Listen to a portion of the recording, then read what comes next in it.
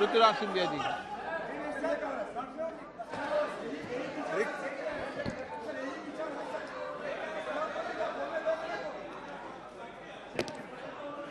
अध्यक्ष महोदय,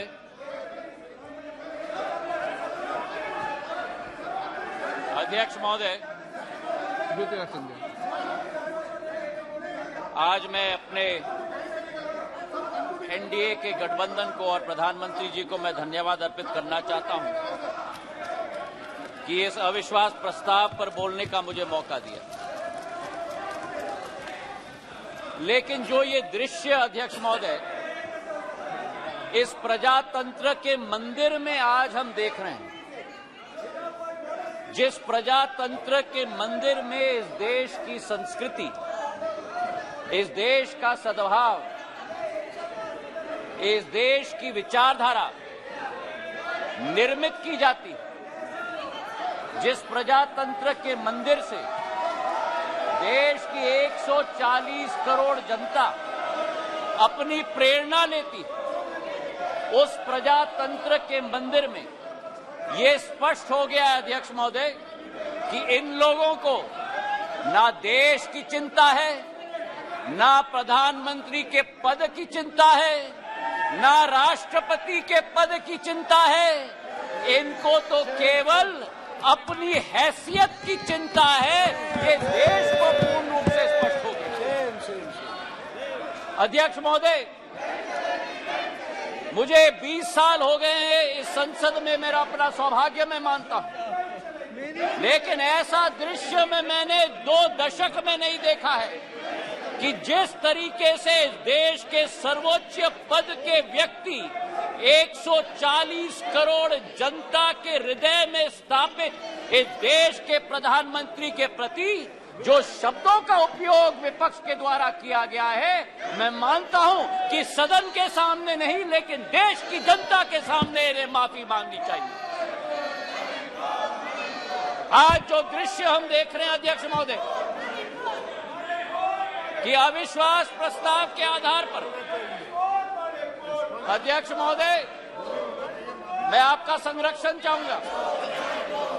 ये बोलने के लिए कभी तैयार हो जाते हैं लेकिन सुनने के लिए तैयार नहीं होते।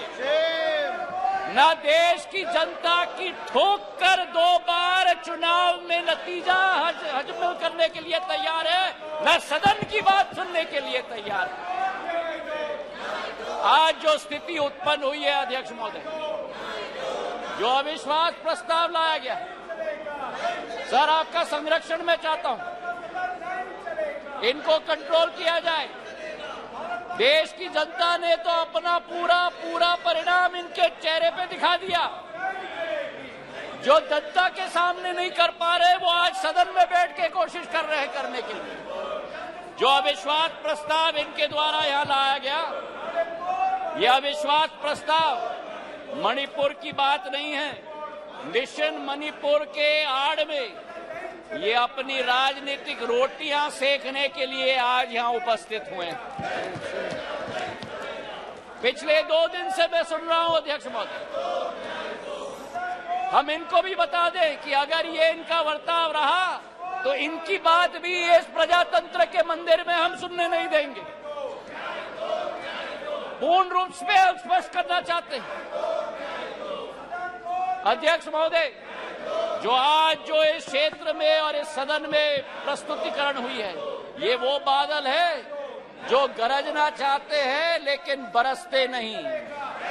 ये वो बादल है जो चर्चा में रहना चाहते हैं लेकिन चर्चा सुनना नहीं चाहते। अध्यक्ष महोदय, आज अध्यक्ष महोदय ये अविश्वास प्रस्ताव जो लाया गया है, सारे आवश्यक विमर्श एक तरफ रखे गए हैं और इनकी हट एक तरफ है। हमारे देश के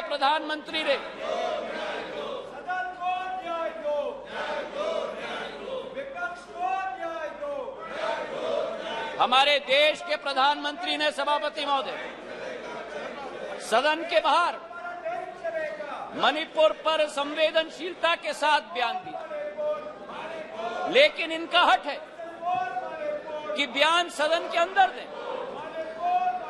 गृह मंत्री जी ने यहां बैठकर दिन प्रतिदिन स्पष्ट किया कि जिस दिन जिस घंटे पे आप चर्चा करना चाहते हैं हम तैयार है करने के लिए।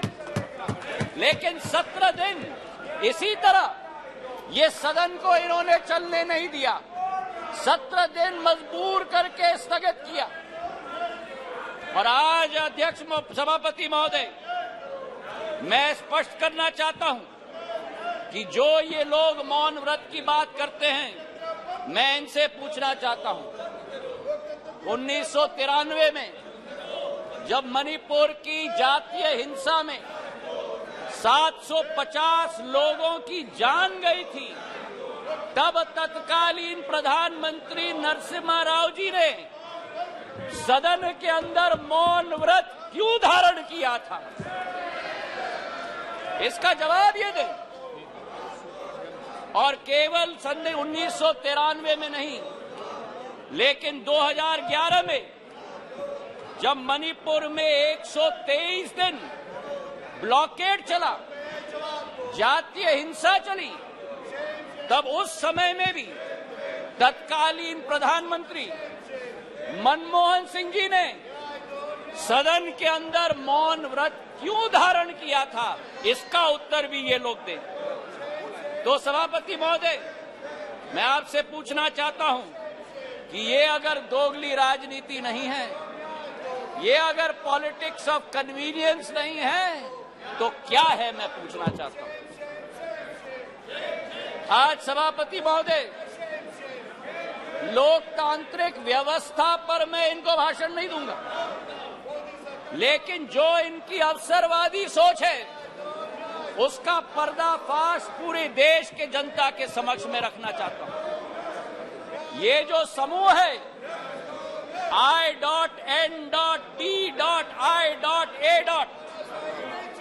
इस समूह में एक प्रोफेसर हैं जो मोरालिटी की बात करते हैं, सिद्धांतों की बात करते हैं, मूल्यों की बात करते हैं, लेकिन प्रतिनिधित्व वो एक ऐसे दल के करते हैं जिन्होंने भ्रष्टाचार की नई कीर्तिमान स्थापित की।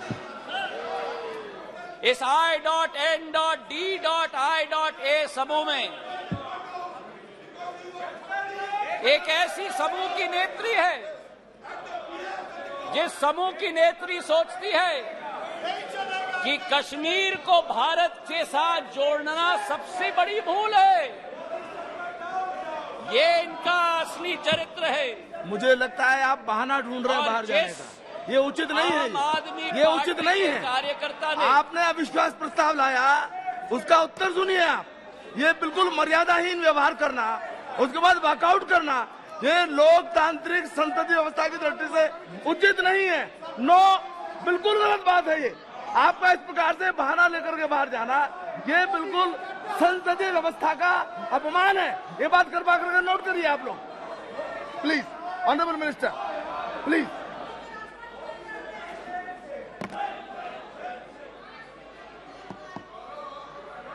सभापति महोदय, देश की जनता ने इनको बाहर का दरवाजा दिखा दिया है। अब सदन से भी स्वयं बाहर जा रहे हैं।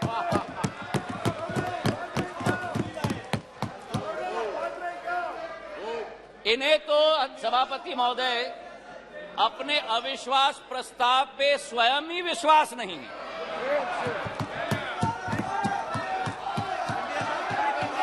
सुन लो, धैर्य रखो और सुन लो। इतने उत्तेजित मत हो। जो देश की जनता ने परिणाम दिया है वो स्वीकार करो। अब सभापति महोदय, इनके जो एक समूह है I.N.D.I.A. घमंडिया समूह, उस समय में समूह में आम आदमी पार्टी के कार्यकर्ता ने स्वयं यूपीए सरकार पर 2G और कोल स्कैम का PI लगवाया। और आज कांग्रेस का हाथ आपके साथ। ये स्थिति अंदर की बात। और वही स्थिति सभापति महोदय हमारे टीएमसी के साथी यहां बैठे हुए थे। जिस टीएमसी के बारे में अधीरदा रोज इस सदन में लपक लपक कर भ्रष्टाचार की बात करते थे, चिटफंड की बात करते थे, अपने संसदीय क्षेत्र में कार्यकर्ताओं की कत्लों की बात कर रहे थे, आज वही कांग्रेस पार्टी और वामपंथी दल हाथ में हाथ उस टीएमसी के साथ मिला रहे हैं। सभापति महोदय, तो ये इनकी असलियत है। और जो मैं कहना चाहता हूं सभापति महोदय कि अगर इन लोगों को अपने गठबंधन में एक दूसरे के विरोधी होकर भी सत्ता के लालच के साथ पूरे तरीके से कुनबे की तरह साथ में आ रहे हैं। आरजेडी और जेडीयू की बात करें, लालू प्रसाद यादव जी पर जो रोजगार का आरोप लगाया था, जमीन पर रोजगार का एक्ट का आरोप लगाया था, वो जेडीयू के वर्तमान के अध्यक्ष ने स्वयं सीबीआई को सबूत अपने हाथों से दिलवाया था और आज दोनों हाथ में हाथ मिलाकर चल रहे हैं। ये संविधान बचाने की बात करते हैं सभापति महोदय, ये क्या अपना ईमान पहले बचा पाएं, उसका उत्तर देश की जनता को दें। आज सभापति महोदय विचित्र स्थिति है। आगे ये नाटक कर रहे थे, आगे क्या नाटक करते हो? आपका स्वागत है, अंदर जाता है। बहुत बढ़िया ड्रामा कर रहे हैं। आपका स्वागत है। आज बड़ी विचित्र स्थिति है सभापति महोदय कि जिनके दिल नहीं मिलते वे दल मिल चुके, जिनके दिल नहीं मिलते वे दल मिल चुके हैं और जिनके इतिहास में वैचारिक या व्यवहारिक संबंध या सिद्धांतिक संबंध न हो, वो आज लोकसभा चुनाव के लिए एक साथ होकर लोकतंत्र बचाने की आवाज लेकर आज सदन में आए। जहां मणिपुर हिंसा की बात की गई सभापति महोदय, इस मणिपुर की घटना का इस्तेमाल या मैं कहूं दुरुपयोग करके अपना लॉन्च पैड बनाने की ये कोशिश कर रहे हैं। जो मणिपुर में घटना घट रही है ये निंदनीय है, घोर निंदनीय है। कोई भी भारतीय नागरिक इसका सपोर्ट नहीं कर सकता। हम सबके लिए ये घोर निंदनीय घटना है। लेकिन अध्यक्ष महोदय, सभापति महोदय, अगर भारत के इतिहास के काले पन्ने पलटें तो मैं पूछना चाहता हूं, सन 1964 के बंगाल के दंगे के समय में ये मौन क्यों थे? और अगर सन 1964 की हम बात न करें तो सन 84 के सिख दंगों के समय में जब 4000 हमारे सिख भाई बहनों को जिंदा जलाया गया था, तब ये मौन क्यों थे? मेरठ के सन 87 के दंगों के समय में ये मौन क्यों थे? और सन 1990 से 30 साल जो कश्मीर में 40,000 लोगों की मौत हुई और कश्मीर जल रहा था, तब ये मौन क्यों थे? और मैं अधीर रंजन जी का जो शब्द था, जो अंग्रेजी का कोटेशन उन्होंने दिया, इन सभी समय में एवरी मॉर्निंग सभापति महोदय, new widows were हाउलिंग, every morning new children were crying, every morning new houses were falling. और मूक दर्शक के रूप में हमारे ये साथी बैठकर सरकार में बैठे हुए थे। आज यहां बैठकर गौरव गोगोई जी ने, सबर रखो, सबर रखो, आराम से सुनो, सबर रखो, थोड़ा सीख लो। गौरव गोगोई जी ने आसाम अकॉर्ड की बात की। जिस आसाम अकॉर्ड की बात की, उस आसाम अकॉर्ड का क्रियान्वयन कांग्रेस की सरकार ने कभी की? आज मैं पूछना चाहता हूं कि हमारे पड़ोसी देश बांग्लादेश के साथ 68 वर्षों में हमारे बॉर्डर को निर्धारित नहीं किया था। 2014 में जब प्रधानमंत्री जी ने शपथ ली, 1 साल के अंदर बांग्लादेश का बॉर्डर निर्धारित करने का काम प्रधानमंत्री नरेंद्र मोदी जी ने किया। अगर सच्चाई मैं बताऊं, प्लीज प्लीज उत्तेजित मत हो, उत्तेजित Listen, मत हो listen. गौरव। No, no, no. अगर बोलते Shashid, हो तो थरूर सुनने की साहब, क्षमता please sit रखो, सुनने की बैठिए क्षमता बैठिए रखो। बैठिए जनता ने गौरव आपकी चिल्लाने को आप बैठ नकार जाइए दिया। बैठ जाइए। सभापति महोदय, नॉर्थ ईस्ट की सारी समस्या कांग्रेस की तुष्टीकरण की राजनीति के साथ शुरुआत हुई, जब उनको अपनी फायदा नॉर्थ ईस्ट में विदेशी घुसपैठियों को अंदर लेकर उनको नागरिकता देने की कावियात की शुरुआत और शरण और पहचान देने की कावियात की शुरुआत। चार्जशीट सभापति महोदय बड़ी लंबी है। 1960 के दशक में जब मणिपुर में अलगाववादी समूह ने हिंसा की शुरुआत की, जब वो जन्म हुआ तो वो कौन था जो उनके साथ बैठकर चर्चा करने के लिए तैयार था? वो कौन था जिन्होंने उनके साथ बैठकर समझौता किया? और आप भूल गए 1993 में जब 123 दिन मणिपुर जल रहा था, आपकी सरकार यहां भी थी,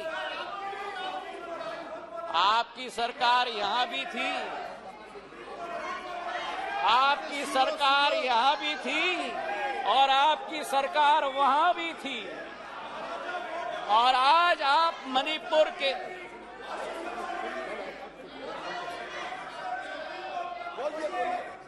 और आज सभापति महोदय अधीर दा उठकर कह रहे थे कि मणिपुर के सांसद क्यों नहीं बोले।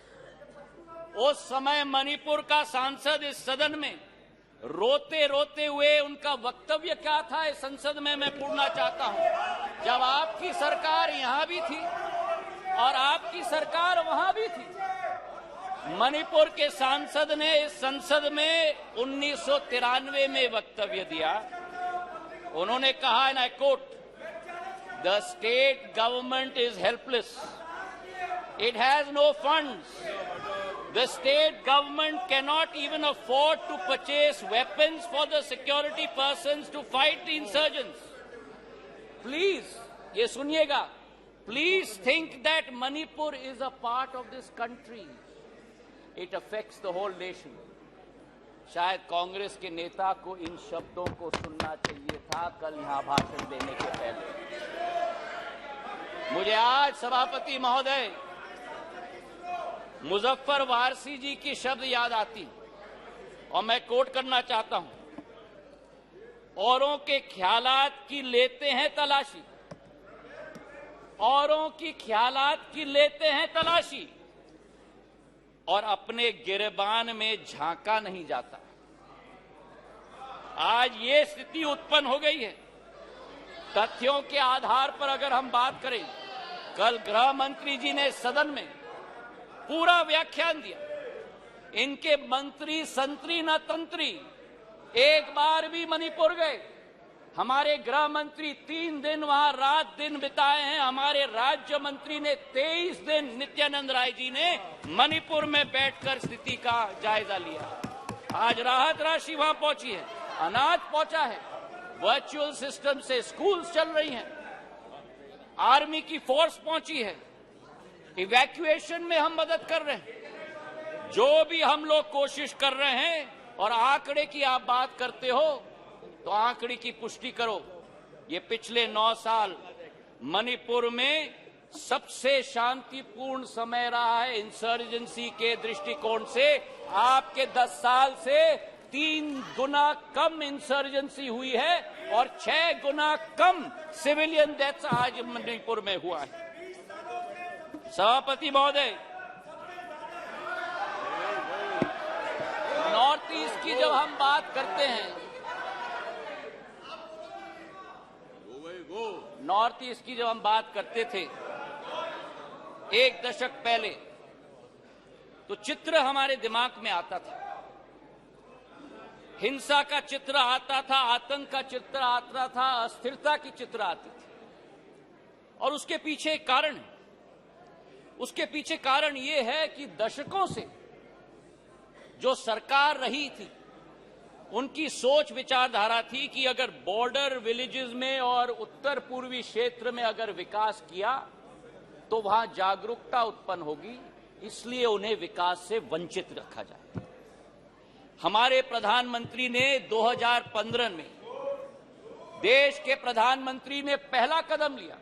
जो भी हिंसक संगठन थे मणिपुर के, उनके विरुद्ध सर्जिकल स्ट्राइक करके म्यांमार तक खदेड़ के भेज दिया था सभापति महोदय।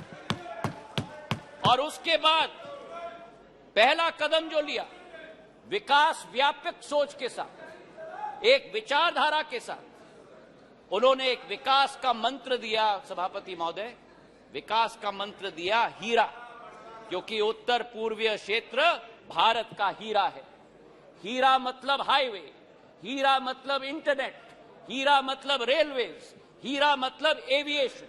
और जिस उत्तर पूर्वी क्षेत्र में केवल 2500 करोड़ का रेलवे बजट होता था, आज 10,000 करोड़ रुपए का रेलवे बजट है। सभापति महोदय, आपको आश्चर्य होगा कि मेघालय जैसे राज्य को 100 साल इंतजार करना पड़ा जब तक प्रधानमंत्री नरेंद्र मोदी जी नहीं बने कि मेघालय को अपने 100 साल में पहला स्टेशन मिला जब बीजेपी और एनडीए की सरकार बनी। नागालैंड को 100 साल बाद शोकुवी में एक रेलवे स्टेशन, दूसरा रेलवे स्टेशन मिला। और इसी के साथ साथ जब यूपीए की सरकार थी, उस समय सड़क की प्रगति और विकास, गडकरी साहब यहां बैठे हुए हैं, 1.5 किलोमीटर प्रतिदिन की कछुआ चाल के आधार पर चलती थी। प्रधानमंत्री नरेंद्र मोदी जी और गडकरी जी की जोड़ी ने आज उत्तर पूर्वी राज्य में 3.5 किलोमीटर प्रतिदिन की रफ्तार से आज सड़क बनाने का काम किया। हाईवेज और ब्रिजेस की जाल बनी। किरेन रिजिजू के साथ मेरा प्रवास वहां हुआ है।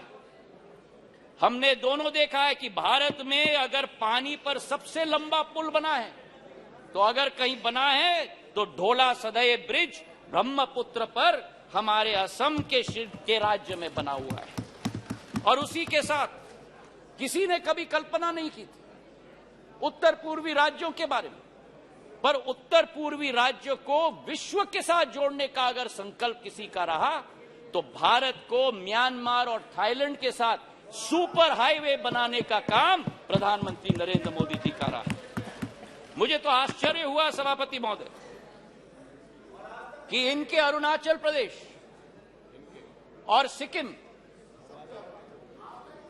हमारा भी है पर मेरे साथी हैं, अरुणाचल प्रदेश के हमारे वहां के भी सांसद मेरे साथी, पर अरुणाचल प्रदेश और सिक्किम, 2 उत्तर पूर्वी राज्यों में आजादी के 67 वर्ष बाद भी एक भी एयरपोर्ट नहीं।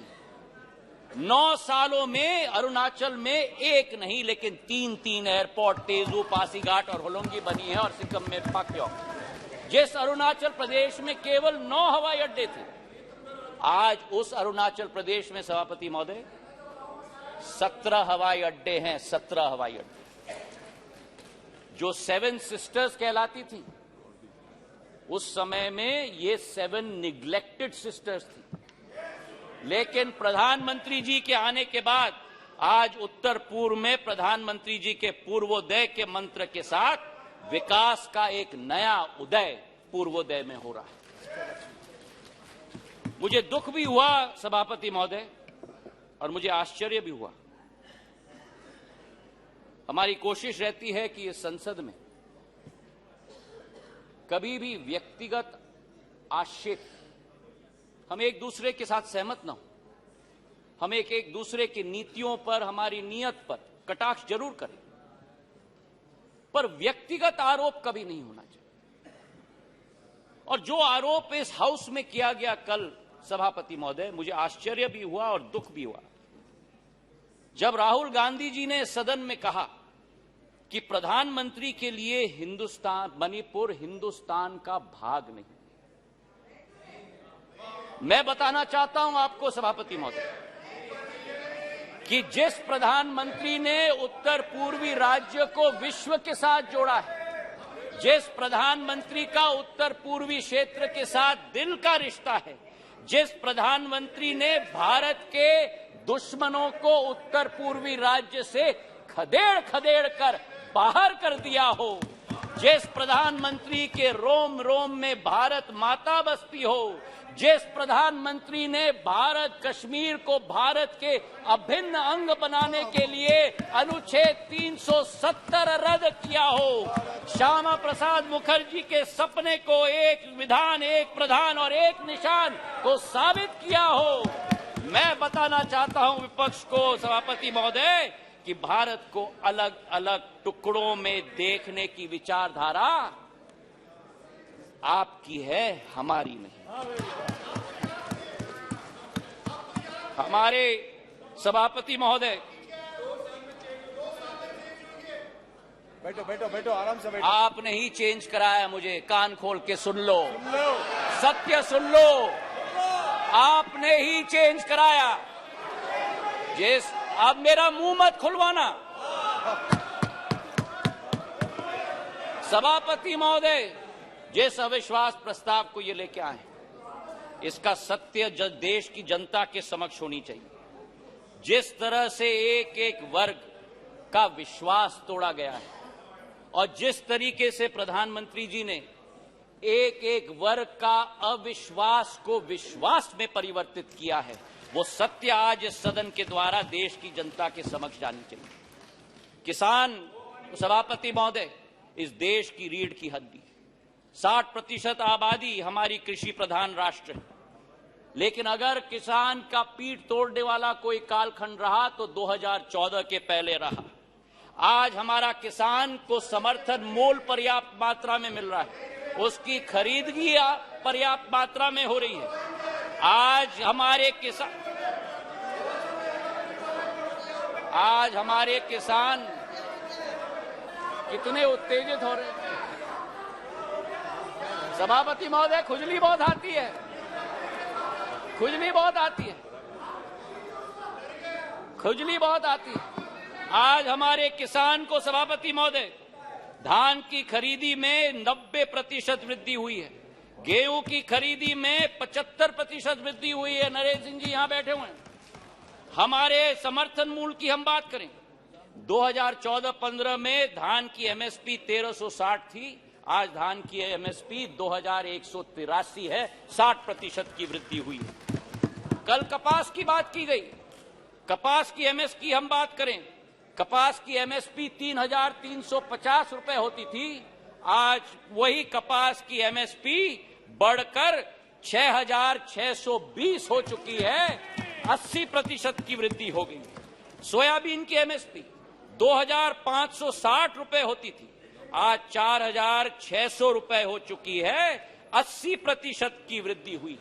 तो जहां हमारे देश का किसान, हमारे देश का अन्नदाता समृद्ध हो चुका है, उसी के साथ साथ किसान के लिए जो सीमांत हमारा कृषक है, 80% हमारा कृषक आज भी सीमांत कृषक है, उसके लिए एक सुरक्षा कवच के रूप में किसान सम्मान निधि के जरिए 6000 रुपया प्रति वर्ष 11.5 किसानों के खातों में 2,40,000 करोड़ रुपए प्रधानमंत्री ने पहुंचाने का कार्य किया। यही अंतर है तुष्टीकरण और संतुष्टीकरण के बीच में, सभापति महोदय। और इसी में मैं बताना चाहता हूं, मध्य प्रदेश में भारतीय जनता पार्टी की शिवराज सिंह जी की सरकार ने इस 6000 रुपए में 6000 रुपए अतिरिक्त मिलाकर 12,000 रुपया प्रति साल 80 लाख किसानों के खाते में डालने का कार्य किया। हमारे देश के पूर्व प्रधानमंत्री अटल बिहारी वाजपेयी जी का एक सपना था,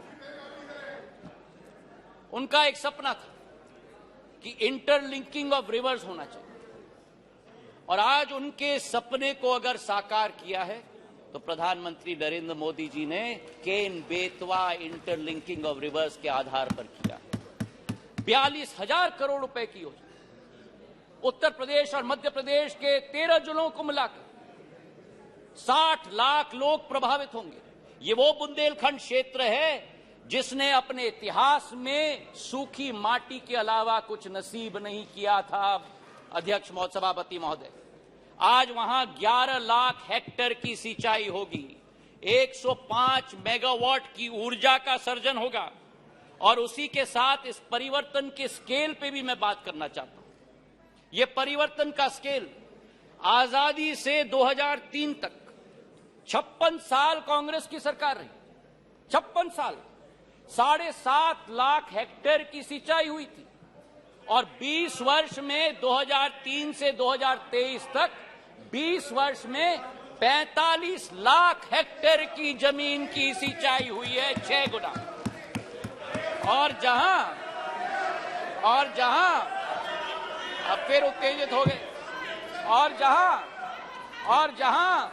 56 वर्ष में 7.5 लाख हेक्टेयर की सिंचाई की योजना दी, वहां प्रधानमंत्री नरेंद्र मोदी जी की सरकार ने एक योजना में 10.5 लाख हेक्टेयर की सिंचाई की योजना दिलवाई।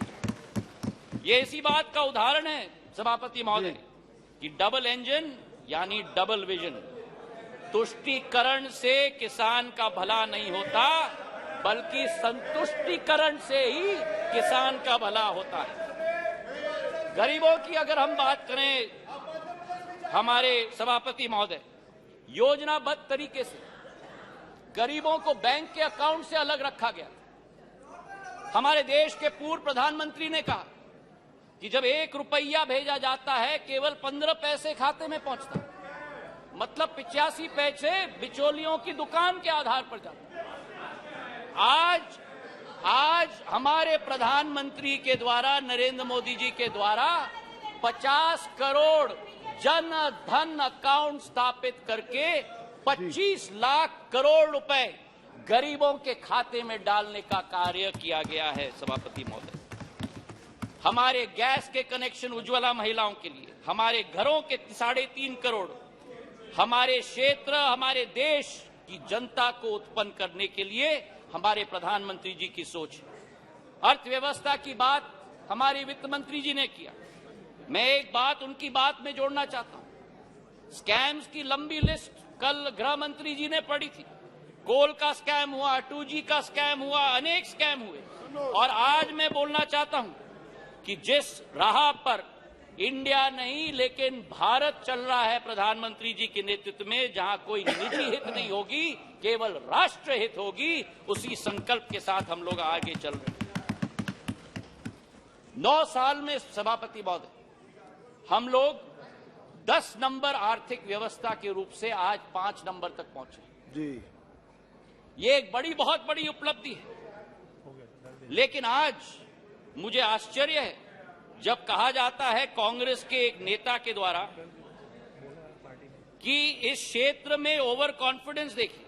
कांग्रेस के नेता बयान देते हैं कि सरकार चाहे किसी के भी हो, लेकिन भारत को तीसरी सबसे बड़ी अर्थव्यवस्था बनना तो अरिथमेटिक इनएविटेबिलिटी है। तो ये इनएविटेबिलिटी की गारंटी आपने 9 साल पहले क्यों नहीं दी?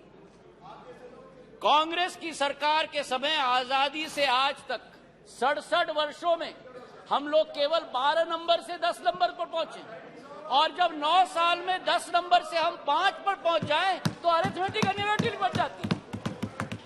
ये दोगली नीति कहां से हुई? और आज हमारे दोस्त अमोल कोले जी ने पर कैपिटा इनकम की बात उठाई। मुझे खुशी है उन्होंने उठाई। आपको आश्चर्य होगा सभापति महोदय ये सुनते हुए कि भारत 67 सालों में भी सब साउथ अफ्रीका की पर कैपिटा इनकम को हमने पार नहीं किया जब इनकी सरकार होती थी। 9 साल में पर कैपिटा इनकम आज डबल हो चुका है सभापति महोदय। हमारी सोच और विचारधारा, बैंकिंग सेक्टर की हम बात करें, बैंकिंग सेक्टर देश की रीढ़ की हड्डी होती है, और लोन्स तो इनके समय में बच्चों का खेल हो गया था। एक कहावत थी कि फोन पर लोन, ये स्थिति हो गई थी। 5.5 लाख करोड़ से ज्यादा एनपीए का पहाड़ छोड़ के गए थे। आज उसकी सफाई अरुण जेटली जी ने और निर्मला सीतारमण जी ने करके देश को आगे बढ़ने के लिए कैपेक्स की एक नई रचना की शुरुआत की।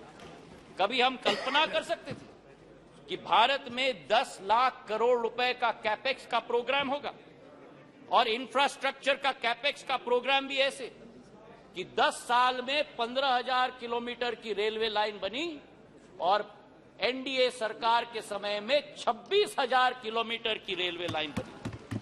हाईवे की निर्माण की बात करें तो 67 वर्षों में 91,000 किलोमीटर के हाईवे और 9 वर्षों में, गडकरी साहब जी यहां बैठे हैं, 55,000 किलोमीटर की हाईवे 9 सालों में 1,45,000 किलोमीटर की हाईवे बनी। और यही स्थिति सिविल एविएशन के क्षेत्र में 74 एयरपोर्ट 67 वर्षों में और 148 एयरपोर्ट 9 वर्षों के अंदर। और इसी के साथ जो हमारा पावर डेफिसिट कंट्री था आज पावर सरप्लस हो गया। हम लोग स्टील इंपोर्टर होते थे, आज स्टील एक्सपोर्टर बन गए। 216 गीगावाट से 420 गीगावाट पर पहुंच चुके हैं। कोल के मामले में 565 बिलियन टन से 900 मिलियन टन और इस वर्ष 1 बिलियन टन का उत्पादन देश करेगा कोल का। सभापति महोदय, मैं ये कहना चाहता हूं कि ये अरिथमेटिक इनएविटेबिलिटी नहीं है। आज भारत जो 2014 में 5 मिनट और 2014 में दूसरे देशों पर निर्भर होता था, प्रधानमंत्री जी ने आत्मनिर्भरता का सिग्नल दिया। जिस देश में हम लोग झोली निकालकर वैक्सीन की भीख मांगते थे, आज उसी भारत में 2 वैक्सीन का आविष्कार होता है और उत्पादन होता है। 220 करोड़ टीके लगते हैं, कोविन का एप्लीकेशन लगता है, एप्पल से एयरबस मैन्युफैक्चरिंग फैसिलिटी लगा रही है, सेमीकंडक्टर से चंद्रयान 3। आज भारत का तिरंगा झंडा भारत में नहीं, विश्व में नहीं, चांद पर लगाने का संकल्प प्रधानमंत्री जी का है। ऑटो के सेक्टर में 7 नंबर से 3 नंबर, टेलीकॉम के सेक्टर में 12 नंबर से 2 नंबर। ये अरिथमेटिक इनएविटेबिलिटी नहीं है, ये सशक्त नेतृत्व और दक्षतापूर्ण सरकार का परिणाम है। मेरे सभापति महोदय, प्रधानमंत्री जी का संकल्प है कि तीसरी पारी में भारत वे वर्ल्ड क्लास इंफ्रास्ट्रक्चर गांव-गांव तक हम पहुंचाएंगे। ये मोदी जी की गारंटी है। तो आज सभापति महोदय, ये स्वच्छ इंडिया अभियान की बात कर रहे हैं। ये कहते हैं कि नफरत के बाजार में मोहब्बत का दुकान लाएंगे। इनका दुकान तो भ्रष्टाचार का दुकान है, झूठ का दुकान है, तुष्टीकरण का दुकान है, अहंकार का दुकान है। केवल का नाम दुकान का बदलते हैं, सामान वही है। राहत इंदारी जी के शब्द मुझे याद आते हैं कि नए किरदार आते जा रहे हैं मगर नाटक पुराना चल रहा है। मैं ये कहना चाहता हूं कि अधीर रंजन चौधरी जी ने स्वयं कहा कि ये मजबूरी का गठबंधन है। मैं उनको कोट करना चाहता हूं।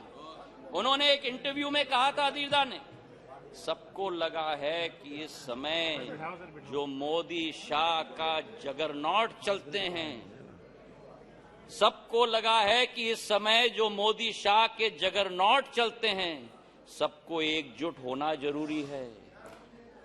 ये मजबूरी है। पॉलिटिक्स में तो मजबूरी रहती है।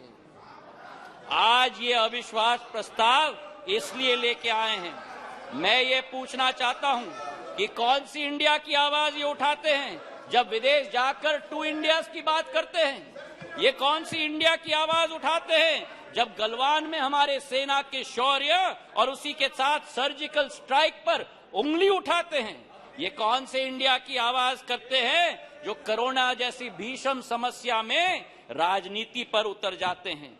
और आज पिछले 2 दिनों से सभापति महोदय, मैं सुन रहा हूं विपक्ष को, कोई महाभारत की बात कर रहा है, कोई रामायण की बात कर रहा है, कोई राम की बात कर रहा है, कोई रावण की बात कर रहा है। अच्छा है कि आज धर्म की बहुत याद आई इनको। कोई जनेऊधारी है, कोई मंदिर की परिक्रमा कर रहे हैं, कोई यज्ञ आयोजित कर रहे हैं, कोई पार्टी तो अपने संकल्प पत्र में डाल रहे हैं कि राम वन गमन पथ का हम संकल्प करते हैं। मैं इनको स्पष्ट रूप से बताना चाहता हूं, ये मुखौटा नहीं चलेगा। हमारी देश की आज 140 करोड़ जनता की आस्था और पीढ़ियों की सपना हमारे मर्यादा पुरुषोत्तम भगवान राम का भव्य मंदिर अयोध्या में प्रधानमंत्री नरेंद्र मोदी बनाने जा रहे हैं। तो आज इनको मैं कहना चाहता हूं कि तीसरी बार भी, 2 बार आपको रिजेक्ट किया है, तीसरी बार भी प्रचंड बहुमत के साथ एनडीए की सरकार यहां स्थापित होगी। जी धन्यवाद। पर प्रधानमंत्री नरेंद्र मोदी जी के नेतृत्व में भारत आज चल चुका है अमृत काल से शताब्दी काल के सफर पर। विश्व गुरु के रूप में भारत स्थापित होगा, इसमें कोई दो राय नहीं। और आप इस सत्य को अपने झूठ के साथ पराजित नहीं कर सकते।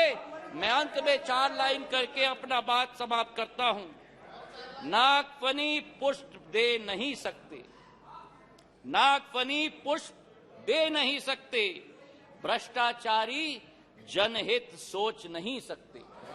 नागफनी पुष्प दे नहीं सकते, भ्रष्टाचारी जनहित सोच नहीं सकते। आपातकाल लगाने वाले संविधान की रक्षा कर नहीं सकते। जनता विरोधी की जिनका रहा है इतिहास, कितने भी चेहरे बदल ले, कितने भी चेहरे बदल ले, जनता के हो नहीं सकते। जी धन्यवाद। श्री विजय हंसदा जी। जी इंडिया टीवी हर वक्त हर जगह डाउनलोड करने के लिए सर्च करें India TV news Google play store या ऐप स्टोर पर।